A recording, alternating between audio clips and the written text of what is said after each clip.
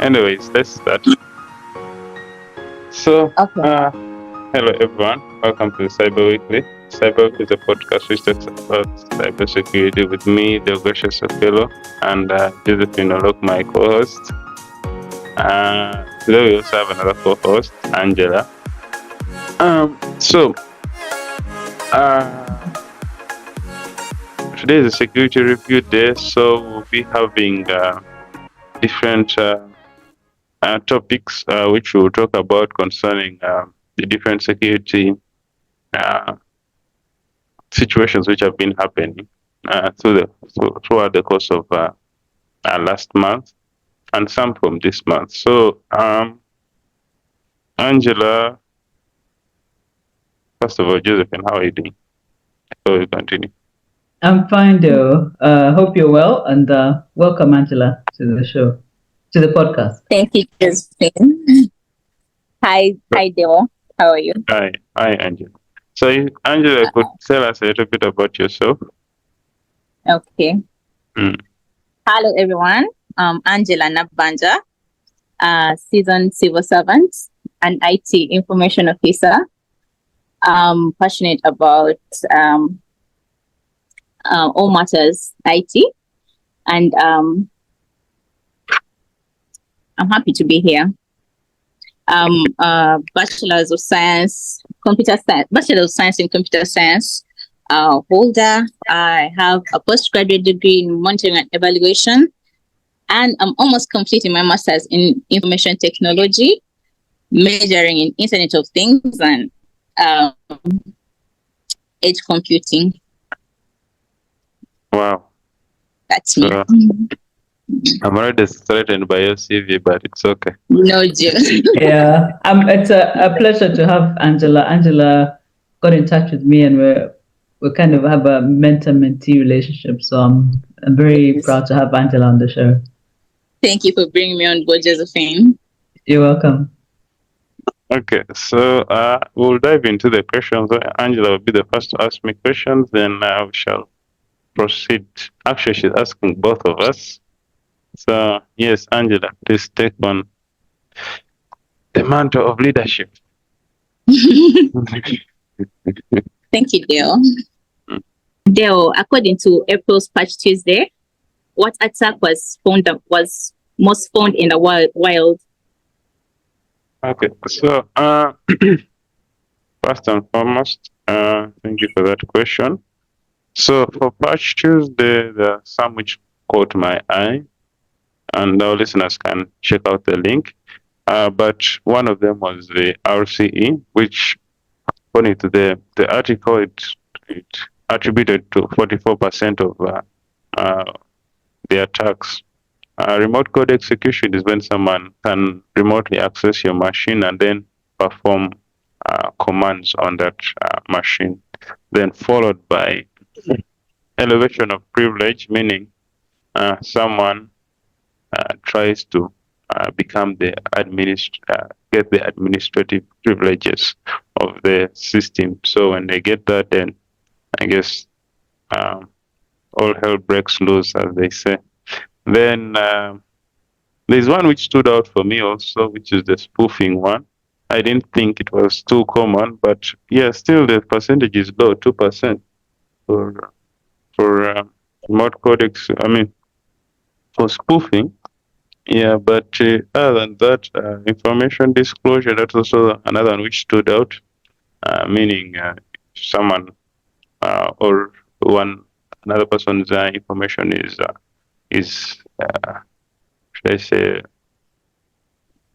unforeseeable circumstance happens and your information is released to the public, or you access a site and your information is released somehow, or has been hacked by someone else.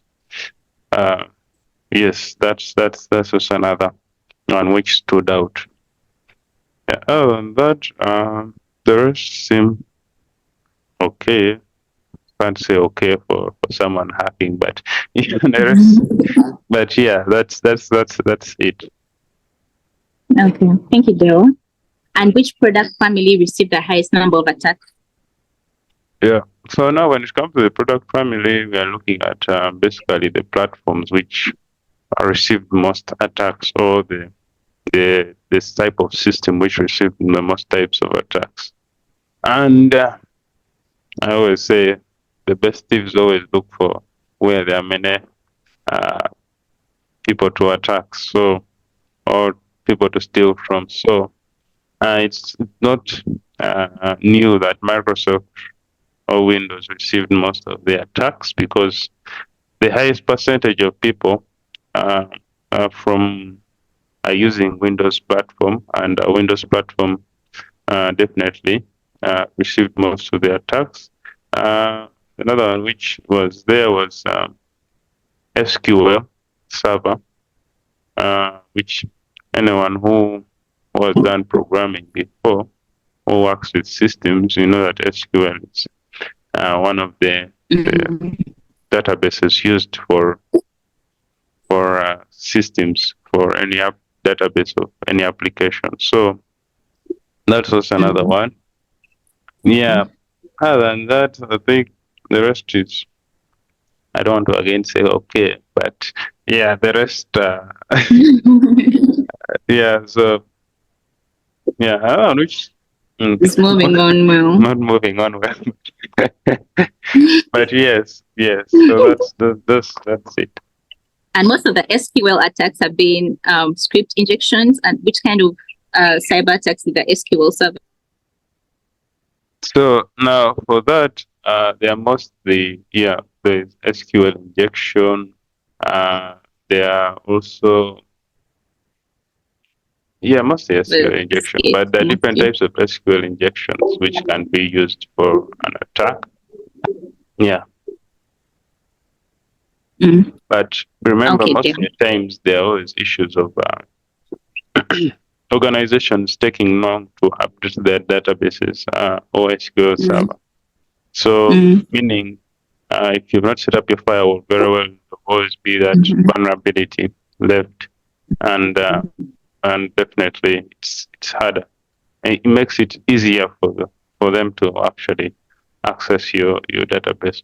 And the fact that you've seen SQL Server among the information which is, the platforms which has been most attacked, it doesn't go far from what we've seen among the types of basing on the risk analysis and the types of attacks which actually happen. If you notice, there is also information disclosure which also stood up. So information disclosure and SQL injection and all that all fall in the same line, because the information they get is usually from the SQL database. Yes. And all in all, cyber resilience is more important than actually cybersecurity, because you keep on. It's a matter of defending than panicking.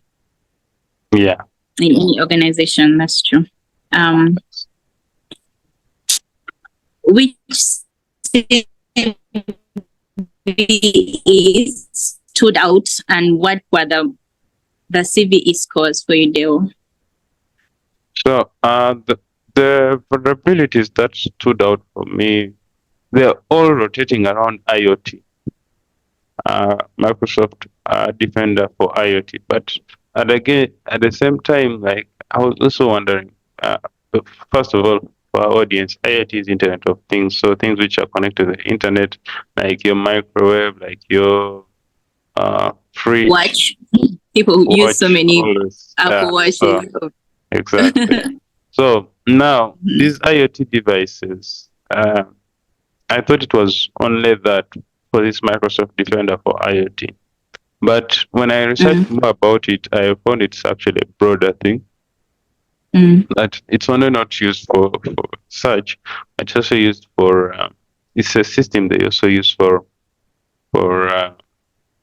industrial control systems, meaning systems which are being used in many of the, let's say, the oil companies, those systems which they use for managing the oil, the electric plants, all those different plants for companies, water plants, all those all fall under industrial control systems. So that also put me back, like that companies that people actually looking to attack most of that, and they're finding vulnerabilities in that, and that is really dangerous because if you've read this, they can literally decide to blow up security those electric plants, and then you find that there's no power. They decide to switch off the power in the whole country. That is serious. So yeah, it's definitely something we should pay attention to. And if you notice, even the CVSS scores range from 8.8 to 7.2. So that's really key. We need to ensure that we take these vulnerabilities very seriously. Yes, and to our listeners, CV is a common vulnerabilities and exposures. Yes, I didn't forget to say that. Thank you, Angela. It's all right. Angela, this is the IoT thing is right in your space, isn't it? Right in my docket. Yeah. Yeah. Yes, Are you discussing anything related to IoT, cybersecurity and IoT devices in your course? anything? Pardon? Are you discussing in Sorry, your course?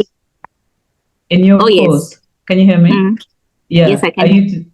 Are you talking about IoT and cybersecurity? Yes, we are. Mostly with the way IoTs allow for massive information sharing.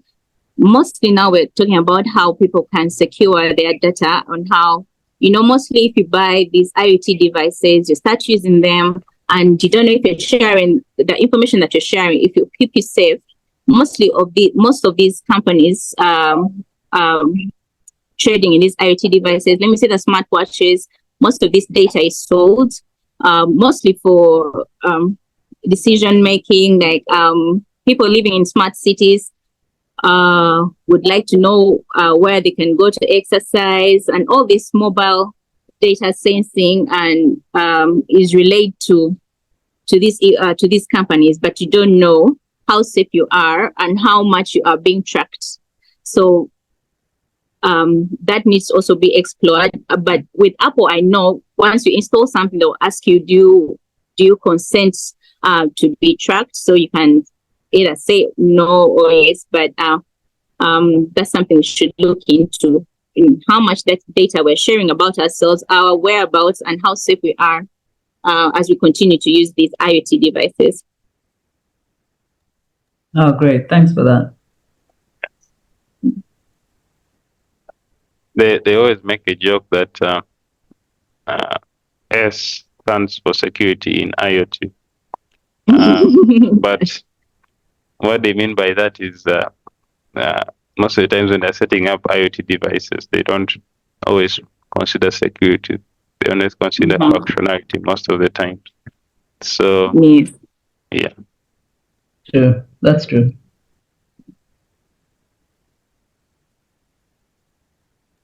On to Josephine. Josephine, are you ready? Yes, I am. And tell us about the Godfather mobile banking Trojan and how it is a malware as a service.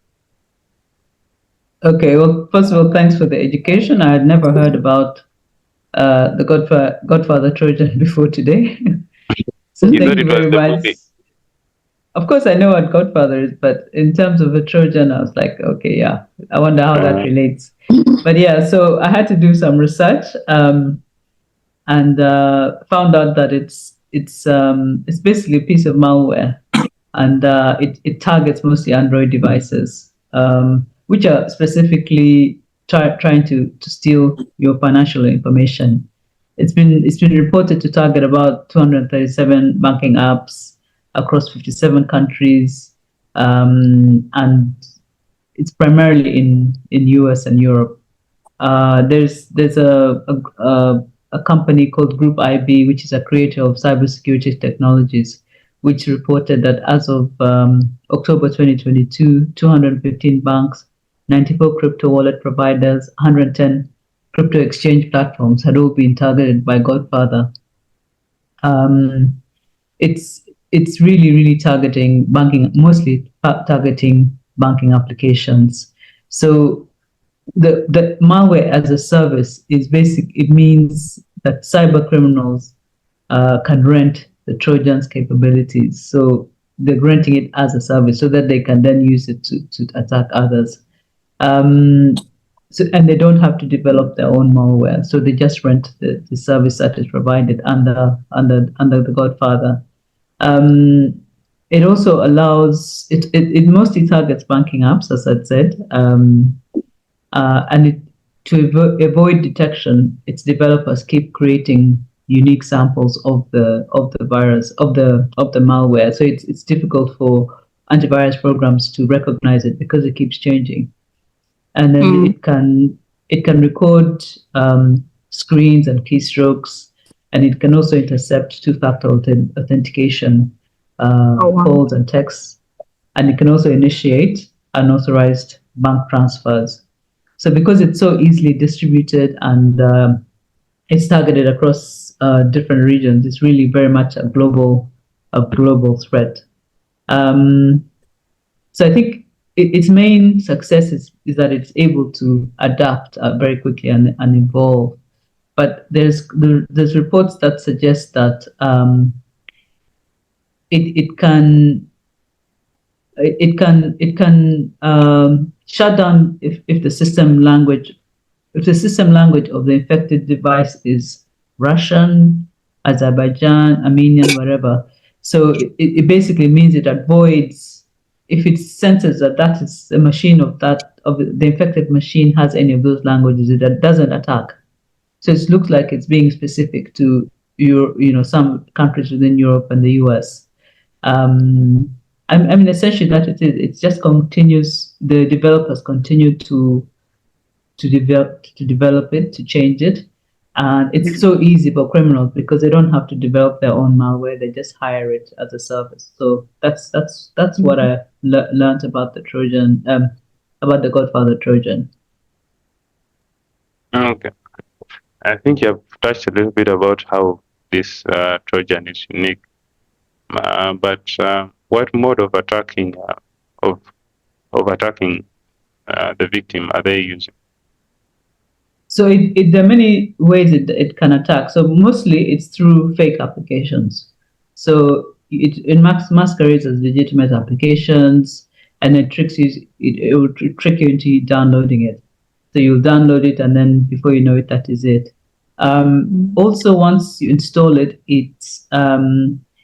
it requests access to the accessibility service. Remember, we talked about how a lot of this smart malware gives you, tries to get access to the ability to give itself, to change access application permissions. So it gives itself the right to operate with all the highest level of privileges.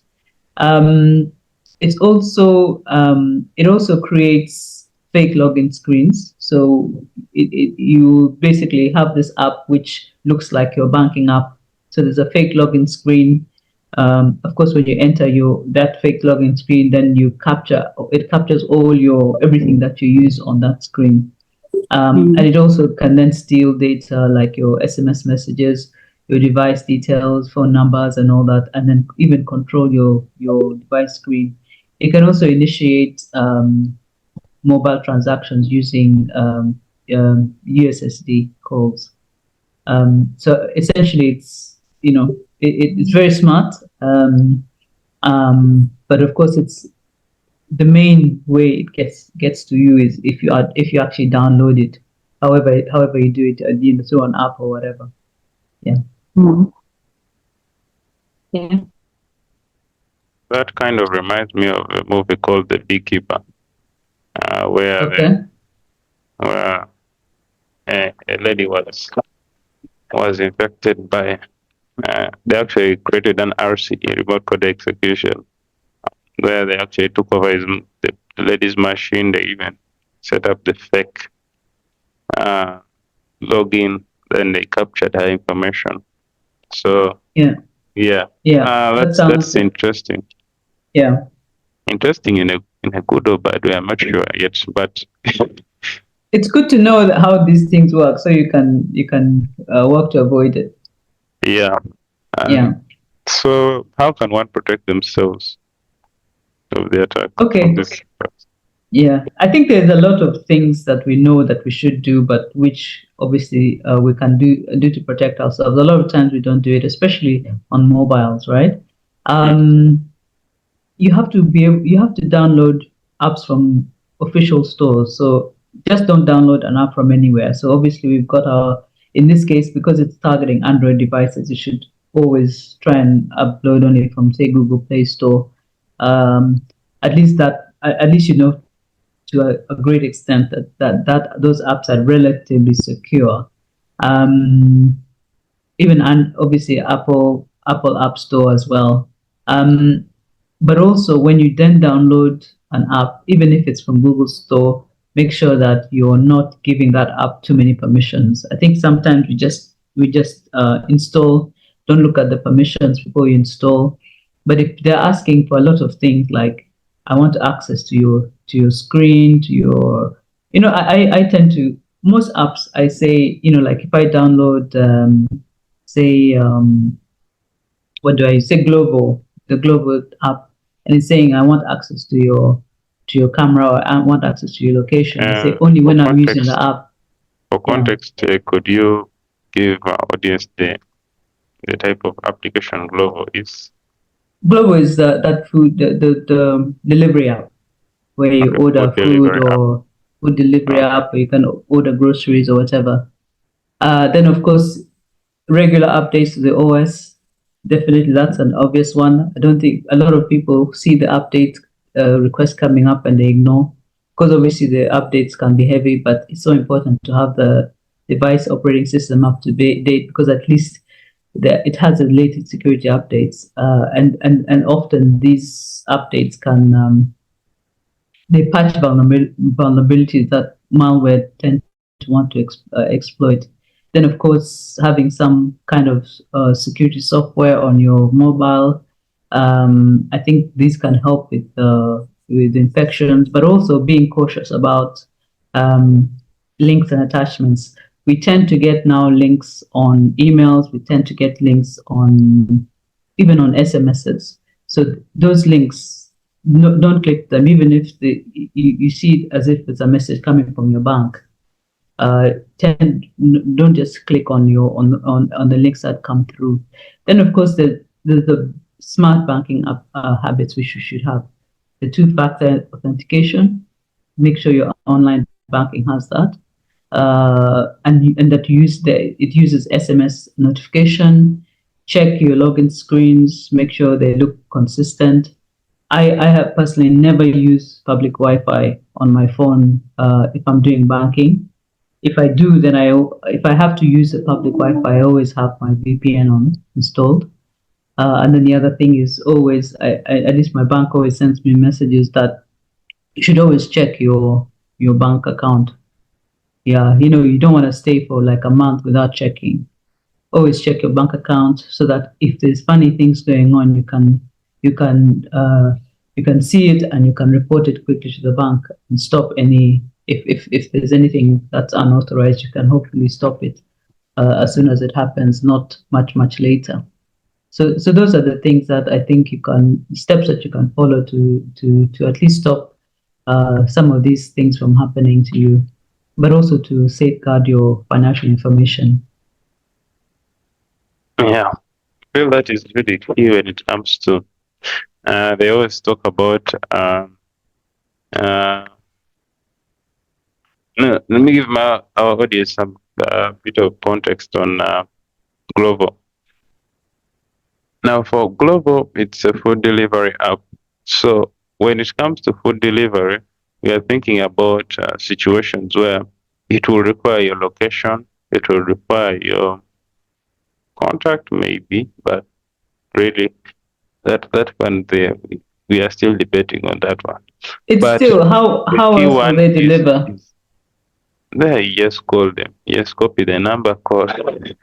But yeah, there's that aspect of perhaps you require the phone number. I mean, calls. But if they're not wanting to, even I'm not even sure SMS is it required? But no. So now, if it is now asking you for images, access to your gallery, that's when you'll be like, okay, there is something not right here. Because for a food delivery application, you require maybe being able to contact them and location. Those are the key things. If it is beyond that, then you are starting to doubt your application. So we need to ensure that uh, those key things are maintained and are properly, managed, so that we are able to uh, get what we are supposed to get. So, other than that, the other thing about how we can protect ourselves is awareness. Yeah, tuning into the cyber week and listening to us. So, yeah, to get to know about the different attacks which are actually ongoing. So, it's key for us to, uh, have this conversation so that you get to know some of these things. Now, the other aspect, we're now going to talk to Angela about the aspect of the attacks. Uh, there's a hack from the Ministry of Defense. I think that's me now asking, right? Yeah. I thought I would take over, but it's okay if you want to. It's fine. It's okay. I was just playing around. It's okay. Okay, no worries. So, Angela, what's this hack of the UK Ministry of Defense all about? Okay, so thank you, Josephine, for the question. The hack is about an intrusion in the human resource system used by the Ministry of Defense. It was confirmed by the Secretary of Defense, Grant Shapps, on May 7th in his statement to the House of Commons. Immediately that they had learned of this intrusion, the Ministry of Defense isolated the system to prevent the intrusion from spreading and stop processing payments. The attack was targeted at an external system managed by a contractor that was completely separate from the Ministry of Defense's core network and had no connection to the main HR system, he said in his statement. Okay, so the system only affected the attack only affected that system that's been run by a third party, correct? Yes. Okay. According to the theories. Okay. And who would you say are the victims of the attack? I mean, who? Yeah. Yes. So the victims of attacks are veterans that had worked under the Ministry of Defense, and part of the information that was leaked are navies and different personnel that had worked with the Ministry of Defense. It's estimated that 270,000 payment records were exposed, including banking details of these civil servants. And in a few cases, it included addresses and their names. Wow, that's a lot of personal data there and financial data, which is a real risk. Have there been any updates? Given it said it's happened on Tuesday, 7th May. Yes. So the investigation, an investigation has been launched, and they're yet to reveal how the intrusion happened. but the Secretary of Defense states that it's noted that the attack was due to possible failings on the contractor's side and not the Ministry of Defense. So many news outlets, credible news outlets like the BBC and Reuters, are reporting that the attack could have been from China. China has completely denied the allegations, but in a statement issued by the Secretary of Defense, Grant Sharp, says that it's underlying that the malicious actor was behind this attack, and that at this stage of investigations, there is foreign state involvement as they try to get answers. Yeah, it's easy for the Ministry of Defense to say that it had nothing to do with their systems. Yes. Unfortunately, when you have a third party connected to you, it's your responsibility, especially when the data that they are dealing with is your data. It's still your responsibility to ensure that you've vetted that company, that their security systems are also watertight. So very difficult, very easy for them to say it was not their responsibility, but I think ultimately it was. I don't know what you guys think. That's true, because some outlets are also reporting that sensible information that included past purchases of firearms were leaked, but that the Ministry of Defense is not coming out to admit that. They've only admitted that personal data has been leaked and it wasn't their fault. But really, if you give a contractor access to your system, it's up to you to ensure that it's secure and to ensure cyber resilience for sure. Yeah, exactly. Dale, what do you think? I think I agree with you all. I've become a politician. Yes, second, yes, I agree. Everyone is right. Everyone is right, yes. Yeah, so yeah, I agree that definitely there is a lot of things which need to be addressed Blame in terms shifting. of that. And it's not new that there are many state actors, but also because some places are also known for such situations, and countries. We know of nation state actors, and it is something new, and their need to know information about different organizations is also not new.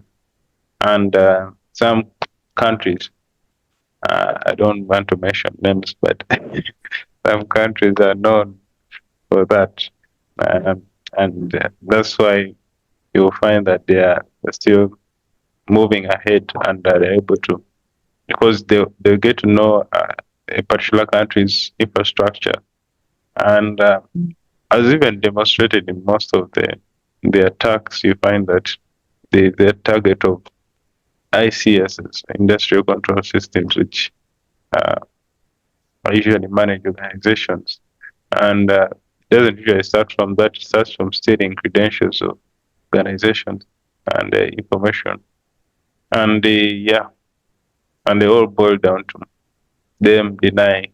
Obviously, can't be like, yes, I did it, but yeah, we know you. Someone has got to take accountability. Yeah. So anyway, yeah. Exactly. So the final bit, Josephine. Yeah.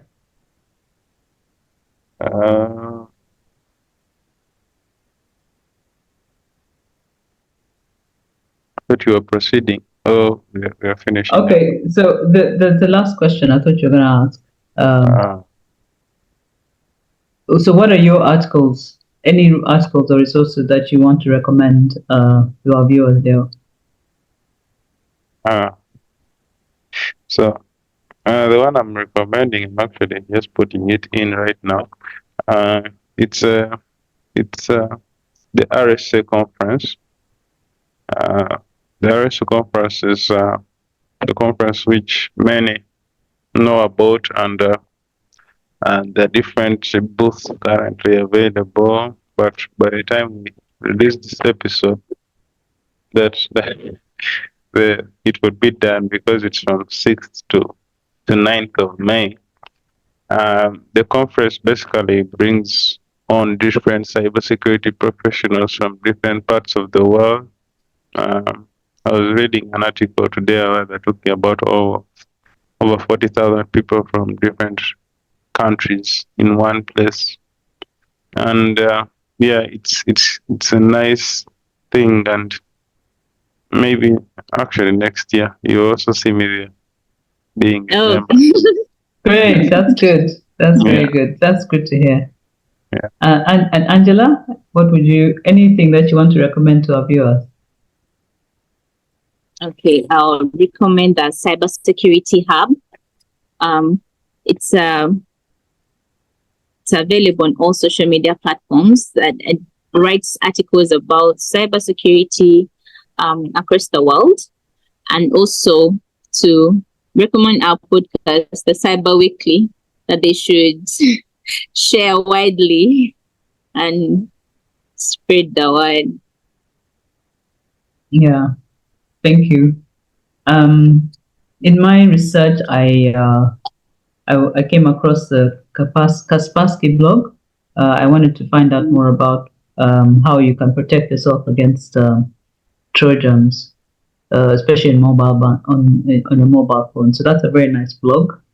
I've shared it in the show notes, but there are also other blogs which are interested. But I'm also interested in how the cyber landscape in Africa is, how we're doing, and any challenges that there is in Africa. So there's an article that I've shared, Cybersecurity Threatscape of African Countries, which is there as a reference.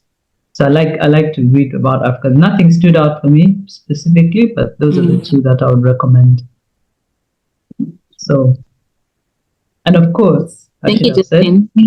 Our podcast, I think we share topical subjects. We have good, very good guests like Angela today, and I think we are quite relevant in the security area, and we try to mix it up a little bit with the book reviews.